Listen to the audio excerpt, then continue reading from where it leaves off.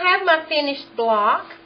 I have the 4 corners with the blue on it and the beige. All of it's showing correctly. But when I ironed it out, now I have 3 layers here. It was originally like this, and I ironed it out. I want to flip the good side back in, take my ruler, and about 1/4 inch from this edge, I want to take my cutter and cut that off.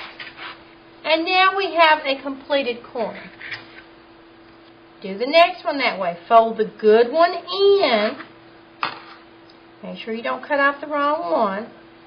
About 1/4 inch. It doesn't have to be exact. Now put these scraps in your scrap bag for a quilt later. You may need something just that size in a quilt.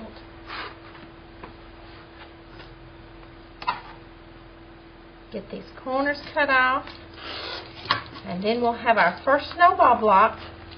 Now we really don't have to measure this one to see if it's 12.5 because our original block was 12.5. But because I put these corners on here, I'm just funny and I like to make sure everything's right. So now that I have my block finished, I'm going to take my large square and put it on the block. And I'm 12.5 and 12.5. I'm good. So now I can make the other 7 like this. We need 8 of this one and 7 of the other. So now that we know our measurements are right, we can complete all our blocks, and then we'll be ready to put the quilt center together. I completed all the blocks. They all measured 12.5 inches across, square, and I have them in place here, and I think it looks very nice. Make sure all of your brown blocks make those X's. You didn't get one in the wrong direction. Now it's time to sew the blocks together into the center of the quilt. We're going to take this block, turn it onto this one, and sew it together. Then we'll turn this one onto those 2 and get that row done. Then we'll go to the next row, and we'll continue until we have the entire quilt center done. We have our 2 blocks here. We're ready to sew them together. We want to even up the top edge and the bottom edge. Now the problem area is going to be where the snowball block meets the seam right here on this block. I want to put my pin through 1/4 inch from the edge right next to the seam. If I can get it in there right, okay.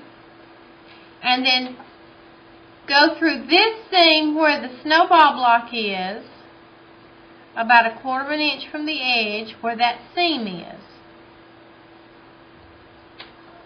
Now, hold them straight up and down. Hold them tight, and then pull your pin back until you can take a little bite.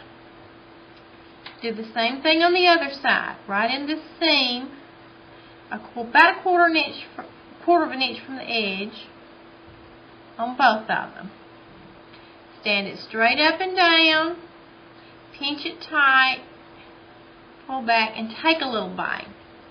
And now we're going to sew this seam. We'll get the top edges even, start sewing, be real careful, come right up to the pin, and I hand crank it over that pin. Then continue on down to this pin, hand crank it over, and go on to the end. So we'll do that now. I have the top edges and the top edge and side edge even at the corner of the blocks. I'm going to pull the thread out of the way and start sewing a little bit. Leave your needle down and come down to where your pins are and put just a little tension on it. As you get close to it, make sure your seams on the bottom are going in the right direction.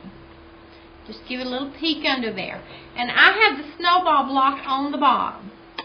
Now I'm going to take my stiletto or my seam ripper and make sure nothing shifts. Now I'm to the pin. I'm over the pin, so I'm going to take the pin out. I hand cranked it. Now do not sew over a pin. You'll break your needle or tear up your machine. Okay, now we're approaching the other one.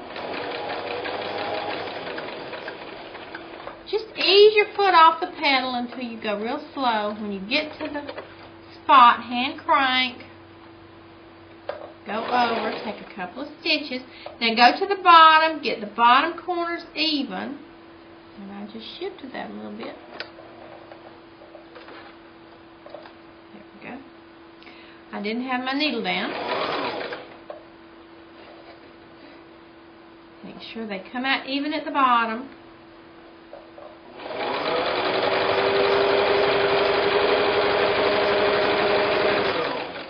And if we did it right, we'll have a good seam. Here's the seam we just did where the snowball meets the 4 patch.